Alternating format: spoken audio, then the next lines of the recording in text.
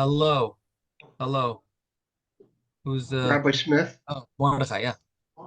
Yeah, when the last time we had this class, there was that lengthy discussion about Shlomo HaMelech's wives. Yes. That Friday, I mean, in other words, at the end of that, The when we Rambam. broke in the Rambam, he dealt Yeah. with the wives that Shimshon and Shlomo converted, and he says that they shouldn't be considered Jewish. Yeah, let's pull up that Rambam. David also mentioned that Rambam. It was really nice to learn something in our class and then have it in the daily Rambam. Let's pull up that Rambam actually. Where can I Safaria here? Hmm. Yeah, that was interesting. Safaria, we got the Mishnah Torah. Um, Noshim Kedusha, forbidden. Yeah, and where was that?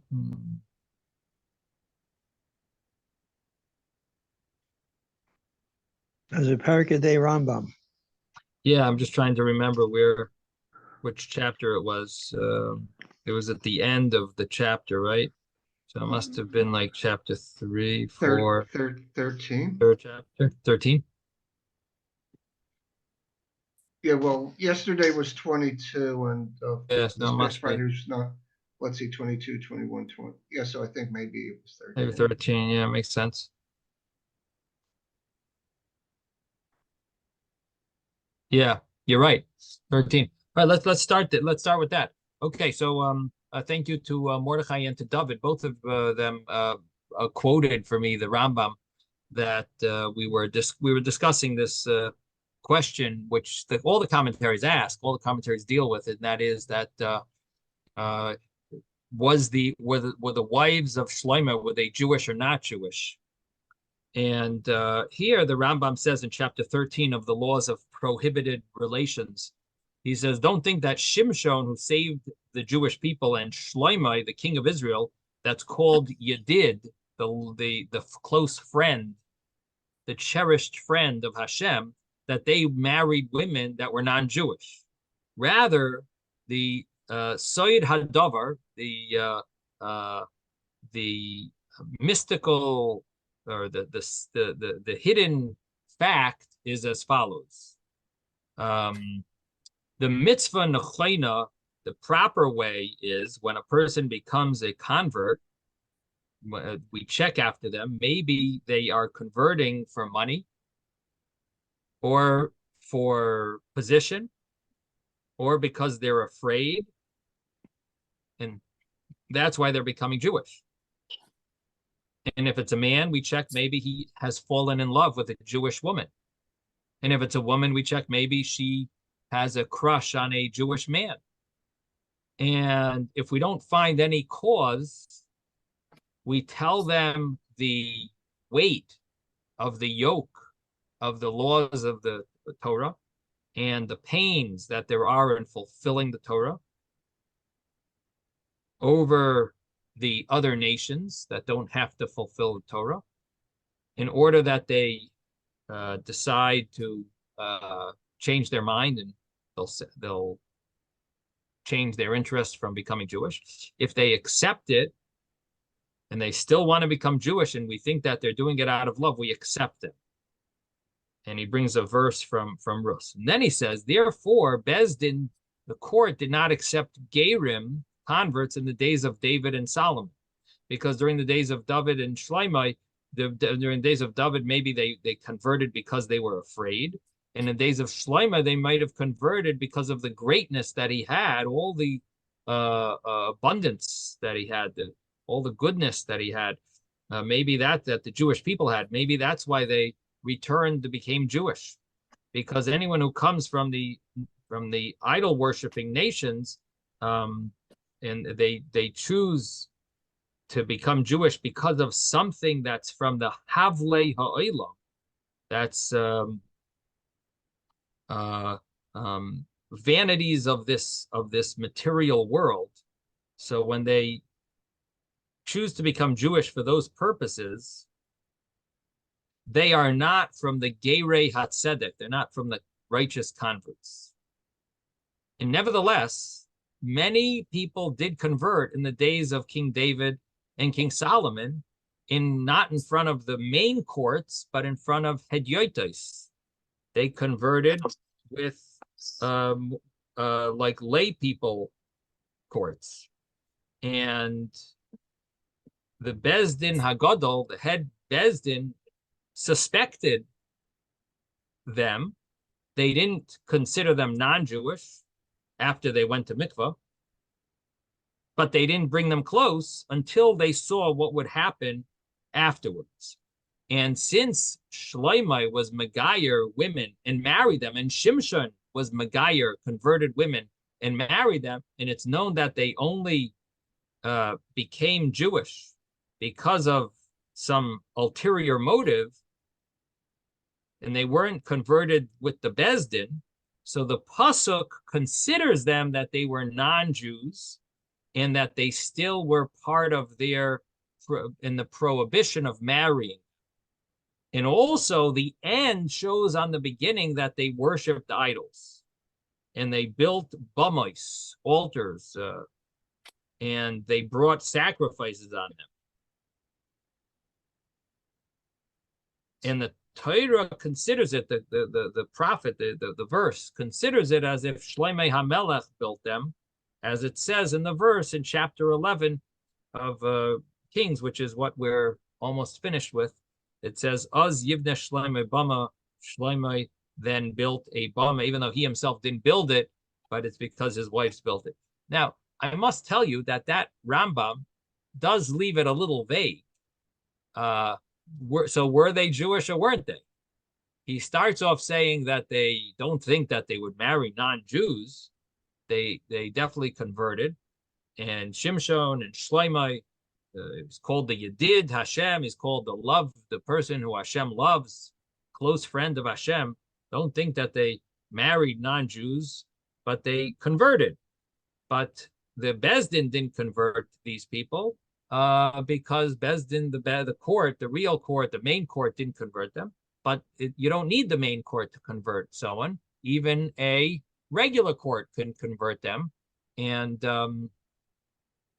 as it's brought in the laws of conversion, that even 3 hedyotos, 3 regular people would be acceptable theoretically to convert someone. Obviously, there's more to it than that, and that's why it's not done and it's not acceptable when if you don't have a court. But in the days of Shloimeh HaMelech, there were many people that did convert, even though the court had a rule that they weren't accepting converts. And the verse does consider it as if Shloimeh married non-Jews, but that doesn't mean that they weren't Jewish. It's vague. Were they considered Jewish? Weren't they? We don't know. We didn't know that they were, if they were or not. And the biggest problem is that even if later they prove to continue to worship idols, does that mean that their initial conversion was with that intent? Or was the initial conversion done right, and then they went back to their bad ways? So it does leave it, at least the way I learned this Rambam, it leaves it a little vague what the real facts were.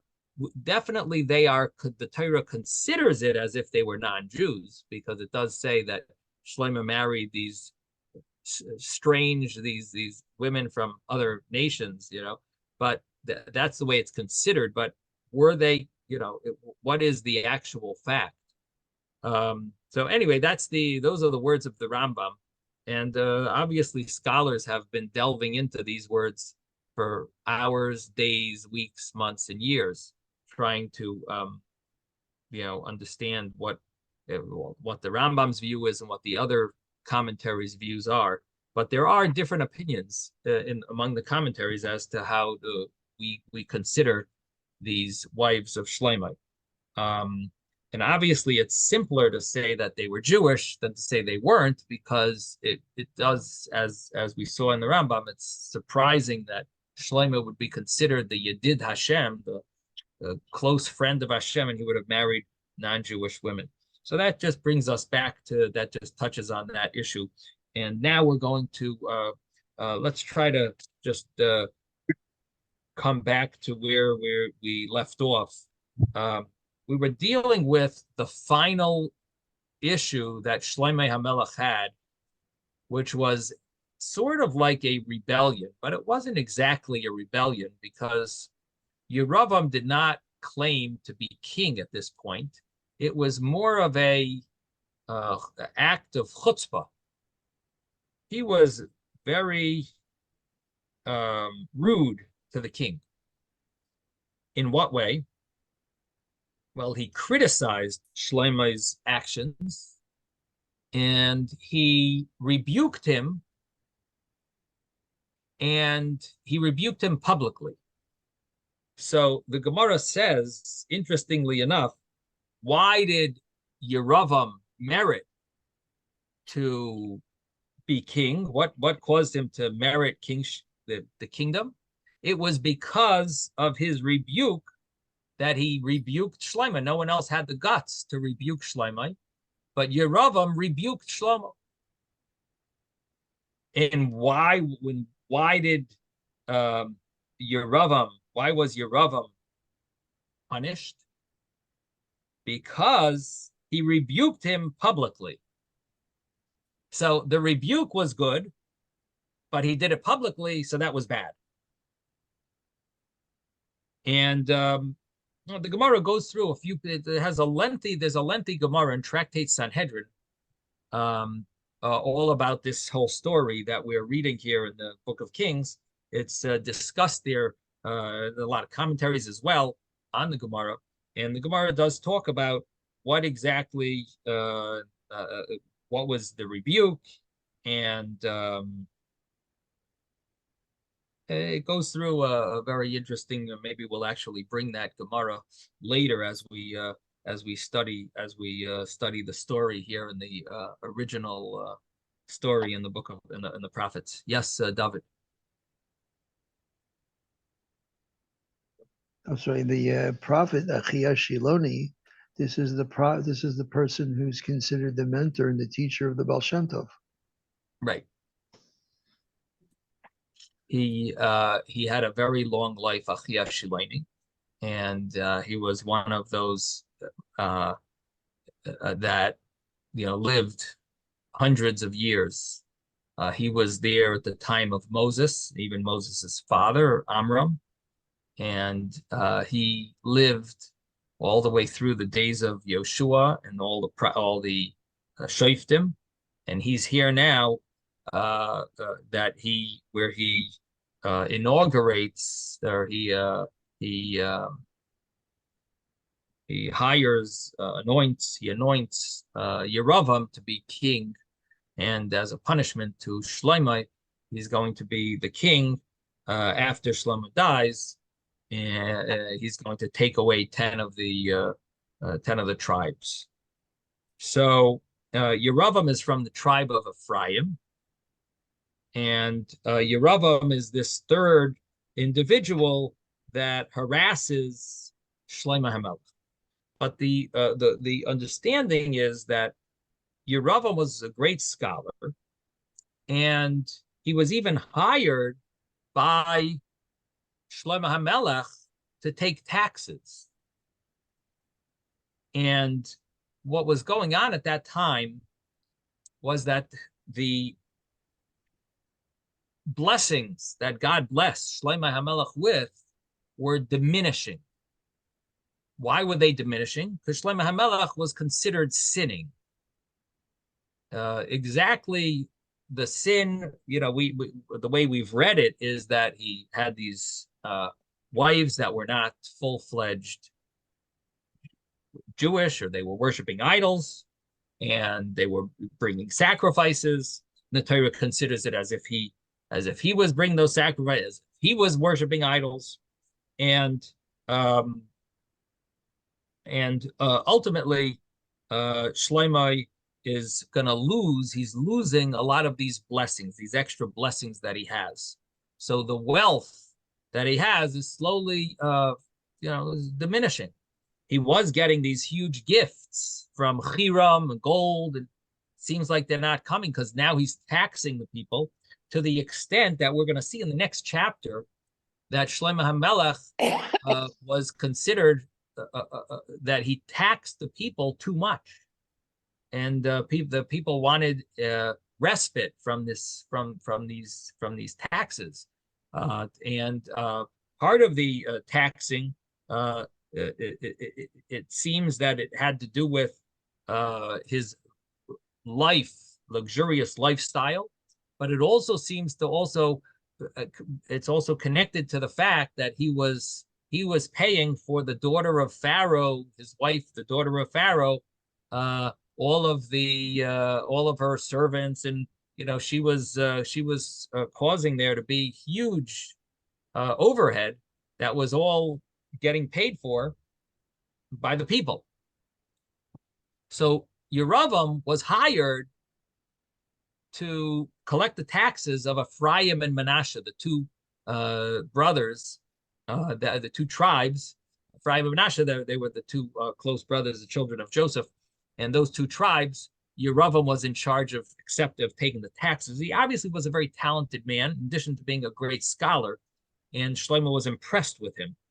And not only that, but it seems that the people, even though normally a tax collector is not someone who people like, but he seemed to have developed it seems like they liked him.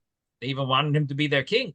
So he was very unique and talented, and created it must have been some type of had some element of charm, maybe, or some element of being smooth, or somehow he convinced, or just impressive. Maybe he was a good. He somehow impressed the people. He was had some unique talent, and you have to think about this idea because it ultimately led to the rebuke that he did. He was working for Shlomo, collecting the taxes. And one of the rebukes that he gave to Shlomo was the fact that Shlomo is he's building this huge thing for the daughter of Pharaoh. And he's causing the Jews to have to they're limited in how they get to the city of Jerusalem, because you took away a location that was public property. So so the complaint that Yeravam has is connected to these taxes that he's taxing the people with, because what ended up happening was they would have to pass through an area that was right by this land that was owned by the daughter of Pharaoh, and they would have to somehow either pay the taxes, which would go to her, or go to her expenses. When they would go through this area, they would have to pay taxes, pay that tax, which would go to her, and this was the land that Shlomo took in order to give her for her servants to live at. Now, Shlomo HaMelech, Yeravam also was chutzpahdik. He had the audacity, the chutzpah to call Shlomo by the name Shlomo without Melech, without calling him King Shlomo. And the Talmud also mentions that he took off his tefillin in front of Shlomo, which was also considered disrespectful. And so he had a daring personality. Like he was able to do things that were not acceptable, and seems like he wasn't afraid to. He was gutsy in that sense, and so he was this talented guy, and he was this tax collector for the entire house of Joseph, which means Ephraim and Manasseh, and the understanding is that this whole taxation only started after Shlomo HaMelech started sinning, meaning after his wives were worshiping idols, and this issue was what had this. This is when his blessings started diminishing, and there needed to be these tax collectors, because in the beginning Shlomo was so wealthy there was no need to collect all these taxes. Now, the story that we read, I'm not exactly sure what we got up to, but we did start with Yeravam being, we mentioned that Achia Hashiloni did tear the garment. That's what we did, right? So the story of Achia Hashiloni tearing the garment brought down that in order for a prophecy to be irrevocable, the prophet has to do something physically in order for that prophecy to be to take effect on the physical level, and it won't be annulled.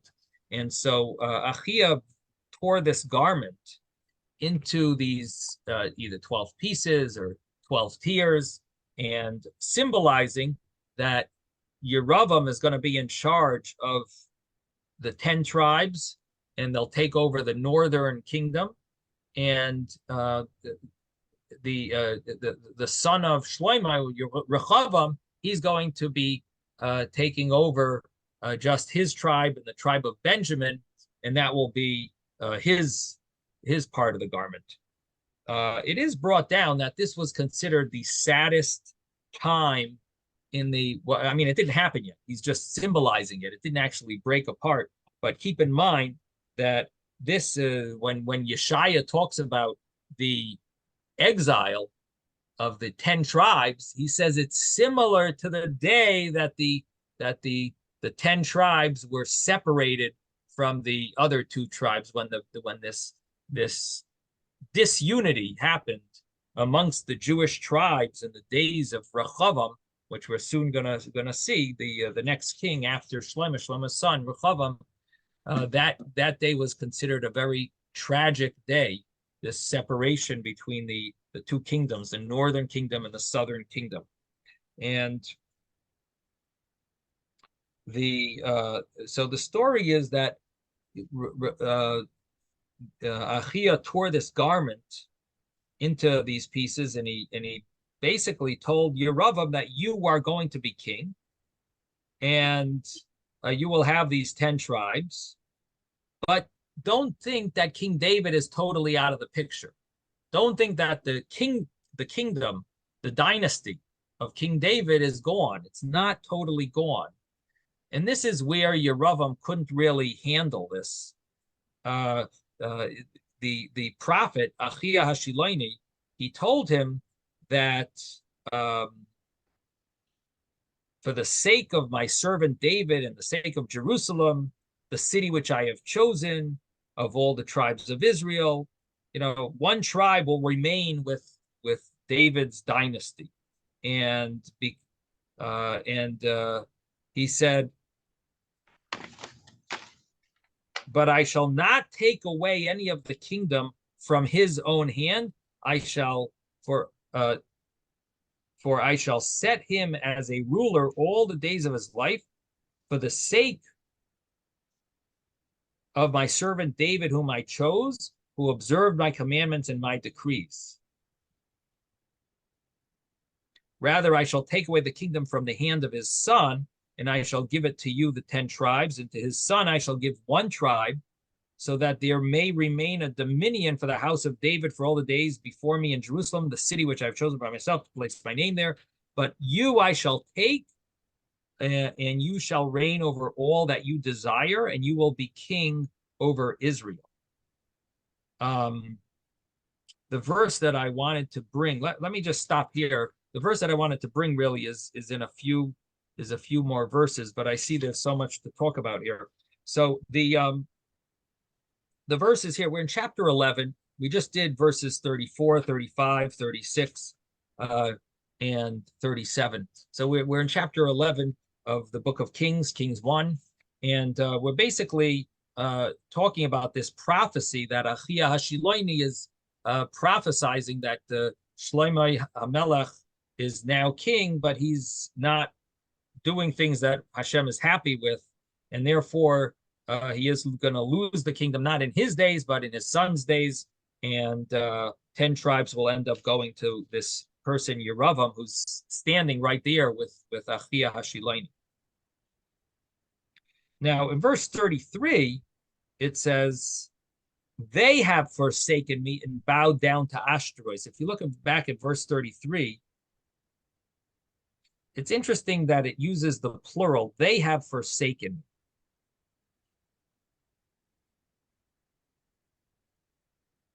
Why does it use the plural, they? It should say Shloimeh, he, as it was in the previous verse. And the understanding is that they means that the Torah, the prophet is hinting to us here that it's really the wives of Shloimeh that we're blaming him, but it's not that he himself sinned. It's that he might not have protested enough, but it was really the members of his household that we're really dealing with that have sinned, and we are putting the blame on him. Additionally, we're blaming him that he didn't live up to the standards of his father David. So, there's the fact of sin itself, and then living up to the standards that we expect from you. And it's and in a certain sense, he's guilty of both, because he was loy holchu b'drachai, they haven't walked in my way, meaning he's guilty for not rebuking his wives, and he didn't follow in David's footsteps the way David would have done things. So you see that idea here again emphasized. Yes, Ben. Can you understand it that the 10 tribes were the ones that were not following Hashem? Well, it doesn't seem like that's the story yet. It will be the story soon, but at this point we don't know. But the way it's written, I can understand it that they are the ones that he's taking them away from him, but they are the ones that didn't follow. So one tribe shall means the plural means to me the plural of the Shvatim.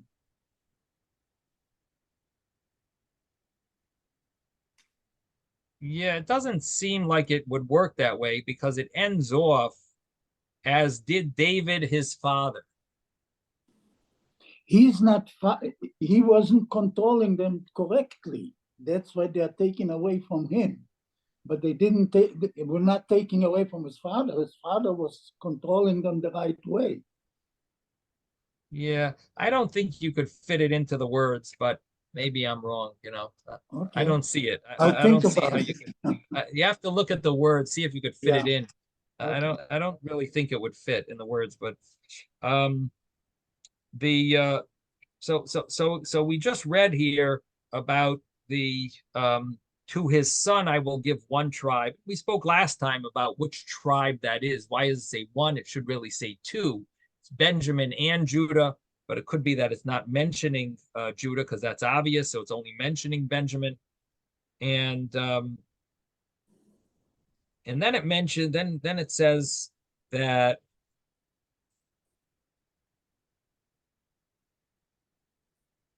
in verse 37, it mentioned that you I shall take, and that's referring to Yeravam. Verse 37. Let's start there actually. But you I shall take, and you shall reign over all that you desire, and you will be king over Israel. So here Achia is prophesizing that you're going to be king. You I shall take. You will reign over all that you desire. The commentaries do bring this as an interesting line, that you shall reign over all that you desire, meaning that if you control your desires, you will, it's not the literal meaning, but you shall reign over all that you desire, then you will succeed, you will be king. Now, the verse 38 says that, and it shall be, if you obey all that I will command you and walk in my ways, you do what that which is upright in my eyes, to observe my decrees and my commandments, as David my servant did, then I shall be with him. Then I shall be with you, and I shall build an enduring dynasty for you, just as I built for David, and I shall give Israel to you. And I shall, in verse 39, and I shall afflict the descendants of David for this, but not for all time. So this is the verse that I really wanted to delve into a little, because this verse, on the one hand, 38 implies an enduring dynasty for you. Sounds like maybe Yeravam could have been king forever, his family. But then it says in verse 39, not for all time, I shall afflict the descendants of David, not for all time, meaning they will have their comeback. Yeah. So that's an interesting question as to what exactly was the plan. Why do I say the plan? Because initially, how long was David's sin? Shlomo's sin, excuse me. Shlomo was married to the daughter of Pharaoh for 37 years. And so these 36 years, because he was 4 years king, and then he married the daughter of Pharaoh. And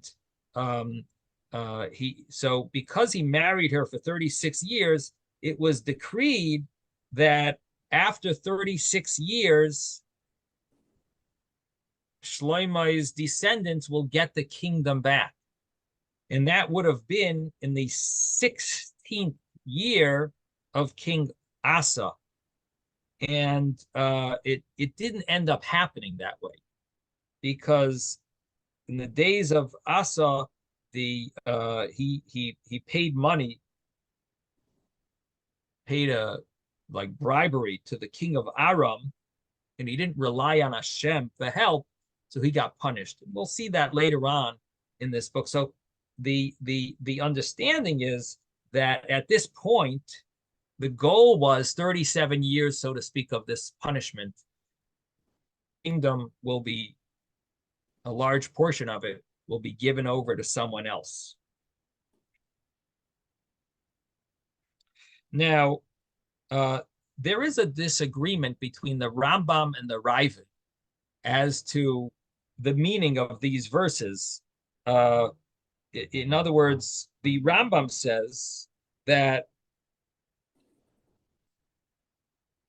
ultimately Yeravam was only a temporary king, and he was only meant to be a temporary king. And nowhere does it make it clear that it would be enduring for forever. In other words, there wasn't even such an idea that it would be enduring forever. Let's take a look at the Hebrew here. In the Hebrew, Bayis Ne'eman kasher banisi leDavid v'nasati lecha es Yisrael, that it'll be a Bayis Ne'eman, that it'll exist, but it doesn't mean necessarily that it'll exist for all times. So the Rambam seems to follow that idea that if he would remain righteous, it would endure. But as it explains in the next pasuk, that not for all time will I afflict the descendants of David, meaning that ultimately David HaMelech is going to get it back. Now the Ravid disagrees, and he says no. Yeravam's dynasty could have lasted forever. He wouldn't. David's dynasty will definitely come back, but Yeravam's wouldn't have lost. It would have also been some type of it could have lasted. He would have been, subordinate to David's descendants, to kingdom of Yehuda, but he would have still had some element of ruling, of having his dynasty. And obviously we'll see that they weren't righteous and they didn't end up getting this. So we're discussing this more in a theoretical sense. What does the verse mean? Did he have the ability, if he would have been righteous and if his descendants would have been righteous, is it possible that they would have had an enduring dynasty for all times, or was that not even on the table as an option? But again, that's a discussion, and it's based on these two verses and maybe other sources about King David being chosen. But the point, the fact is that it didn't actually happen, and even the fact that the dynasty of should have only lasted 37 years, that also didn't happen because King Asa did sin, and ultimately it ultimately continued. This split in the kingdom continued. Yes, Ben. How did they call the 10 tribe Israel and Yehuda not Israel? All the tribes were Israel to begin with. They're all the sons of Jacob. Yeah. So that's a good how question. did it happen? That's what I'm thinking. I mean, because they were majority, probably they were called Bnei Yisrael, and the rest were called Bnei Yehuda. Okay, so this is where he really only gave Shlomo Yehuda. But and I Binyamin. think Benjamin picked by himself to go with Yehuda. I think that's what happened. Okay, because he had a partnership by the Beit HaMikdash. They were close, and he picked to stay with Yehuda because of that, I think. So the commentaries say a similar thing to what you're saying, but I didn't see what you're saying. What I did see was that, I explained one explanation earlier, that the one tribe is talking about Benjamin, because Yehuda is obvious that you'll have. So it's mentioning the one tribe Benjamin. But what you just said, there is a little hint to it. One of the commentaries said, it says a little similar. He says the Beis Hamikdash was partially in Benjamin and in Yehuda territory. Right. And because of that, they're called one tribe. I see. And that makes them called one tribe, but not that Benjamin chose to be, to pick Yehuda because he's part of the Beis Hamikdash, but simply because they're connected through the Beis Hamikdash, they're given that term as one tribe. That's why it uses the term here twice or three times. They didn't even have the same mother, so they couldn't be one tribe. But yeah, I guess so. They're connected. They're considered one. They're connected in the Beit HaMikdash. And the Beis Hamikdash, and gave them that term. So we are in verse 40, and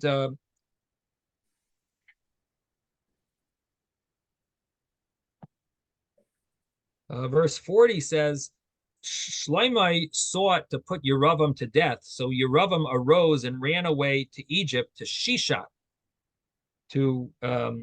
Shishak, the king of Egypt, and he stayed in Egypt until Shlomo's death. So what we see here is that the simple way of understanding this is that Shlomo's father-in-law must have died already, because Shlomo's father-in-law, one of his father-in-laws, was the king of Egypt. And here, the king of Egypt seems to be accepting this rebel, Yeravam, to live in his country. And if he was on good terms with Shlomo HaMelech, obviously he wouldn't have let him live there. He would have sought him out and killed him. And so the simple understanding is Shishak must have been the new king of Egypt, because the previous king who was related to Shlomo, must have died. And this one decided he's not so friendly with Shlomo, and he's going to let Yeravam live there. Now, this also fits with a little of what we said earlier, that it seems like some of Shlomo's successes are diminishing. Like everyone was friendly with him until now, but we see it's not so simple. He had these other two rebels, then he has Yeravam, and now he has Shishak. So this would sort of imply this idea that the blessings that he was blessed with were not as perfect as as it would seemingly have been had he been righteous. We're not perfect. It wasn't a perfect picture. There were definitely issues. There is another understanding that Shishak was Shlomo's father-in-law. According to that, how do you reconcile this story? And if he's the father-in-law, why was he letting Yeravam live there? So the understanding is that he had some, he obviously didn't like his son-in-law. But there was a Didn't mission. like his son-in-law that much. Yeah, well, he liked him before with all they gave him the monopoly of the horses. They had some business partnerships, but it seems that he had other political interests maybe in having Yeravam, and for whatever reason, he wasn't willing to give him up. So Yeravam ran away to Egypt over there, and that's where he stayed until Shlomo's death. Now we're in verse 41. As for all the rest of the deeds of Shlomo and all that he did in his wisdom, behold, they are written in the book of the words of Solomon. And unfortunately, we don't have that book. They would have, there was someone who would record all their events and their sayings, their happenings. And it's not Divrei Hayamim. No, it's not Divrei Hayamim. Picture.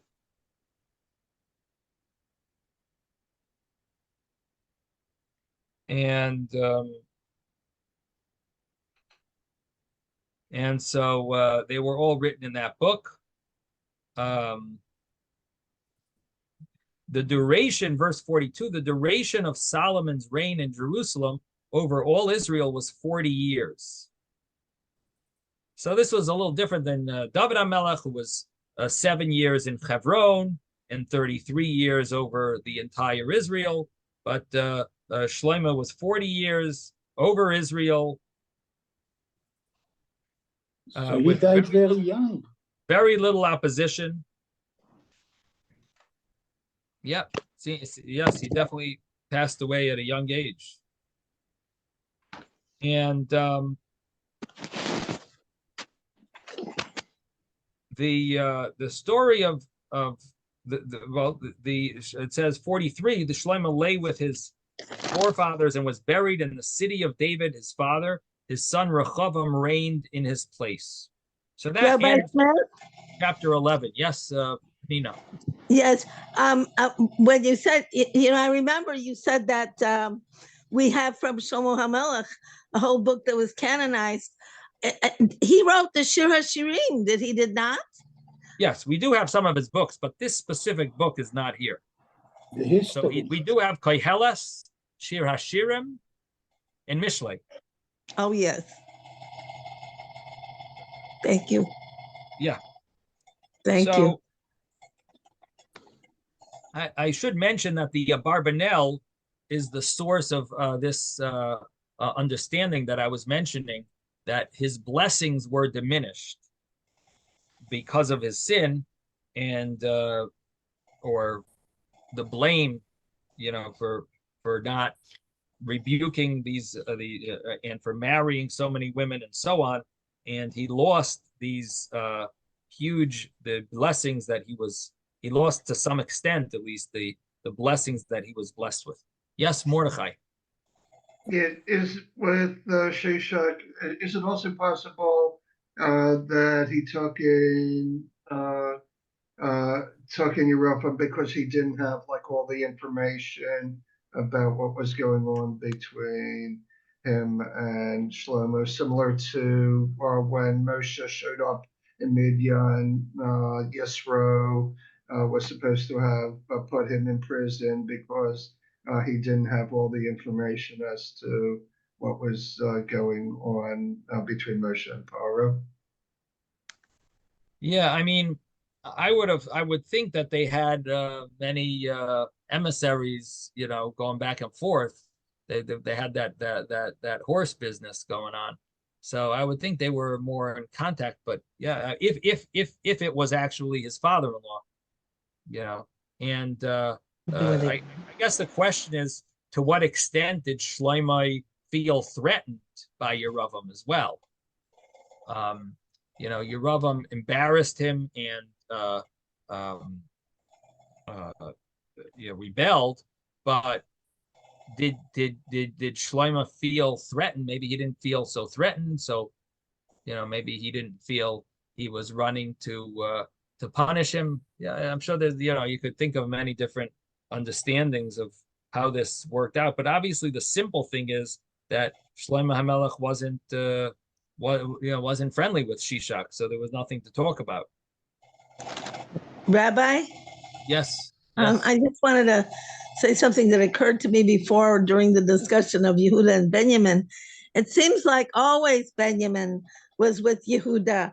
And of course, as you know, I mean, you mentioned, and it's true, I mean, they're in close proximity in the area of Yerushalayim. Is it not correct that they're like divided between the two areas of Yehuda and Benjamin? So that like they're mamash two. Yeah, Benjamin was like always an ally of Yehuda, it seems to me. right. Well, the thing is that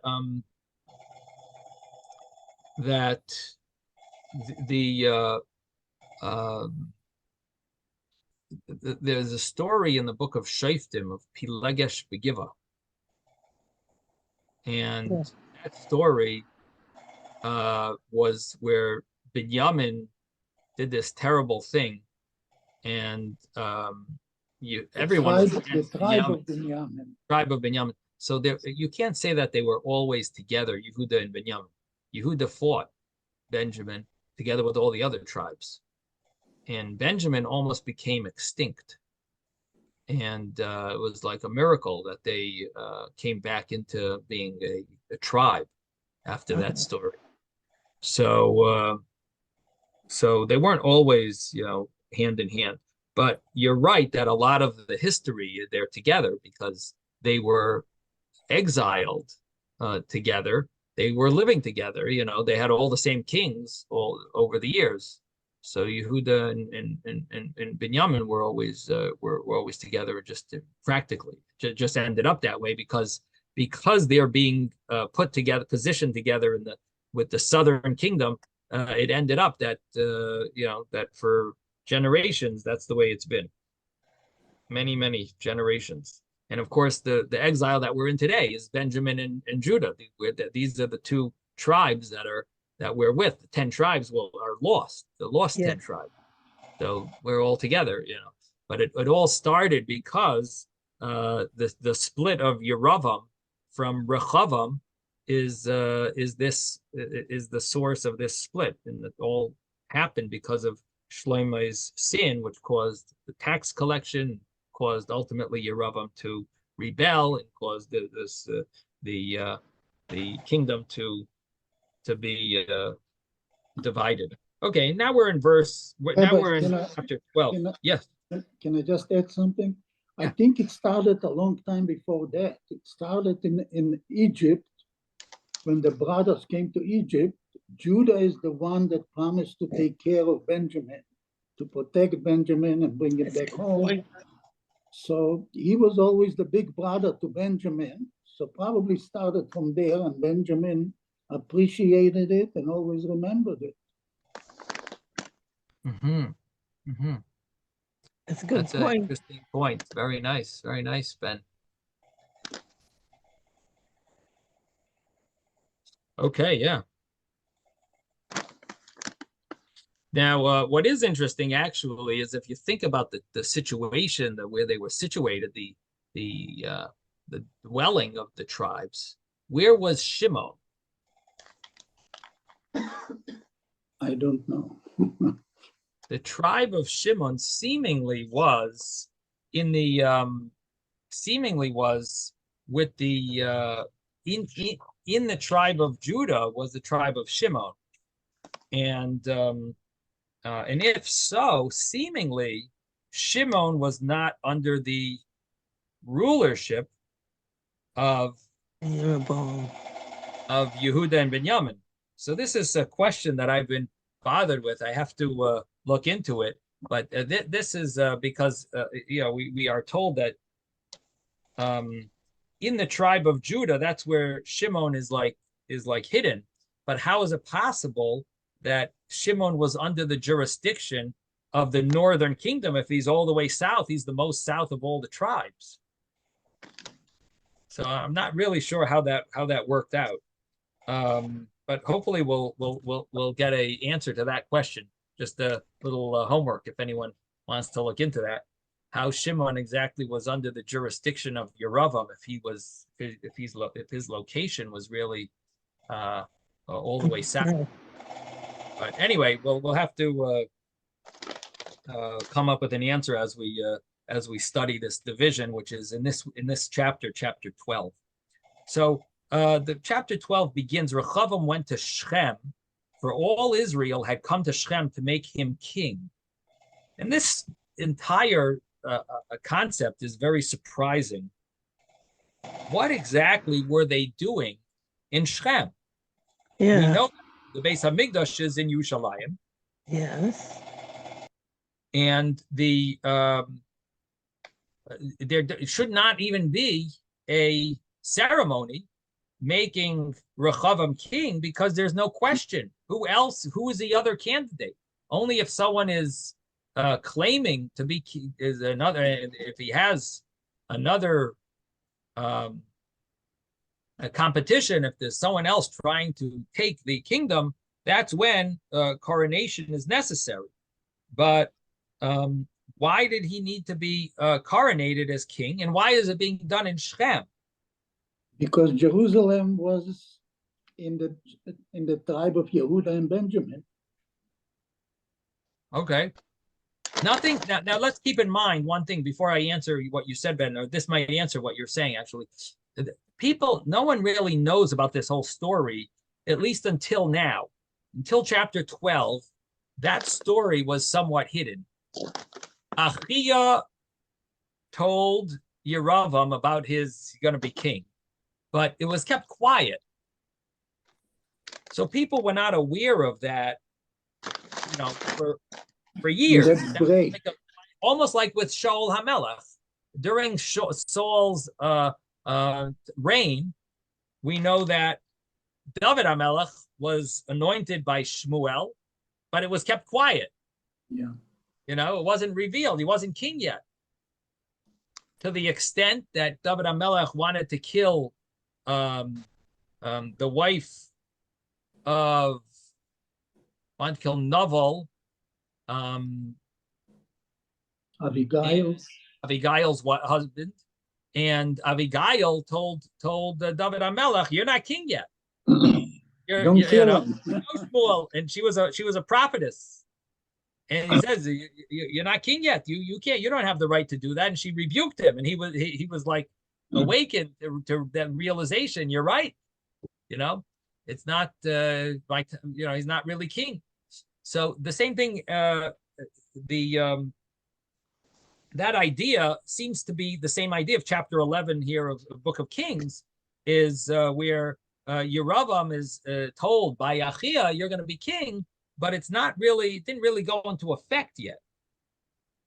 So the story is that at least the way the Radak wants to explain, he says that the prophecy now became revealed. And therefore, the Jewish people called Yeravam. They sent him a message that come. and they're going to try to sort of remove themselves or remove the kingdom from Rechavam and bring it to Yeravam. And they basically got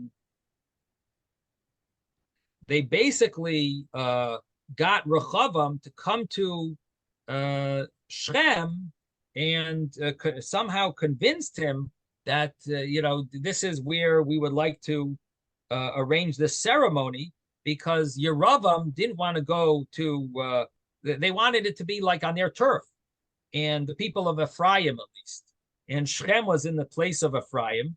That was the city of Ephraim, and Yeravam was going to be there, or they were arranging for him to be there, and they wanted it to be. That's where they wanted to have this event where they'll somehow present. They'll be able to find some type of a excuse why Rechavam isn't. They'll come up with something, with some plan of getting rid of Rechavam. So this is what they did.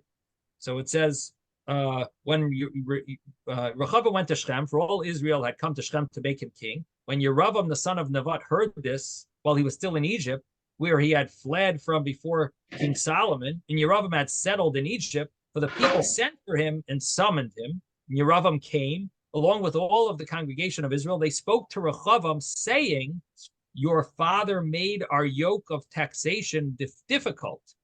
Now you alleviate your father's difficult workload and his heavy yoke that he placed upon us, and we will serve you." So they made it that, we are okay with having you king, but we need you to acknowledge that your father was wasting all of our money on all of his luxuries, and there's no need for all of this. We want you to live a more simple lifestyle, and we don't feel like paying the crazy taxes that your father imposed upon us. And this was sort of like a threat, but they said it in a more of a pleasant. They basically told him, we really don't want this. And he said to them, "Go away for 3 more days and then come back to me." So the people left. Now, commentaries do say that this was a sign of weakness, that he didn't have a clear answer on the spot, and instead he pushed them away for 3 days. Now, I should also mention that Shechem is considered a place of Puranas. Rashi brings this down, a place of destruction, of tragedy. It says Dinah was violated, raped in Shechem. Joseph was sold into slavery from Shechem, and that's where the tribes were separated, torn apart from each other in Shechem. So the Talmud says that Shechem is a place of tragedy. Very sad. All these terrible things that happened in Shechem. Even today, Shechem is not really a safe place. A lot of the terrorists live in Shechem. And when people want to go to Joseph's grave, often it's very dangerous to even get there. So here where the people wanted to hear from Rechavam, and it's questionable if they really had in mind that they're serious about accepting Rechavam, or was this just an excuse that they want to break away? But ultimately, they gave him this explanation of their interest, their desire to have less taxes, and he said, "Go away for 3 days and then come back." King Rechavam took counsel with the elders. We're in verse 6. Who stood before his father. King Rechavam took counsel with the elders who stood before his father Solomon while he was alive, saying, "How do you advise? What word to respond to this people?" So Rechavam asked the elders. It's interesting, they calls them the elders, the advisors, who stood before his father Solomon while he was alive. Now, when else did they stand before Solomon? When he was dead? Were they his advisors? What does it mean while he was alive that these were his advisors? So commentaries mention that what it means is that they gave very good advice the same way they would have given it had Shlomo been alive. They gave it to Rechavam. They treated him the same. They gave him the proper advice, and they basically told him that, if in verse 7, they spoke to him saying, if today you become a servant to this people and they serve them and respond favorably to them and speak kind words to them, they will be your servants all the days. And what that means is that if you are humble and subservient to their wishes now, ultimately it will pay off later. That was their advice. But he obviously ignores their advice, and we'll see it later in Mitzvah Hashem next week, how he ignores their advice and takes advice from the youth. We're going to stop here. Sei gesund, everyone. Have a wonderful day. Thank you. Thank you, Rabbi. Rabbi. Thank you, Rabbi. Bye. Stay safe, everybody.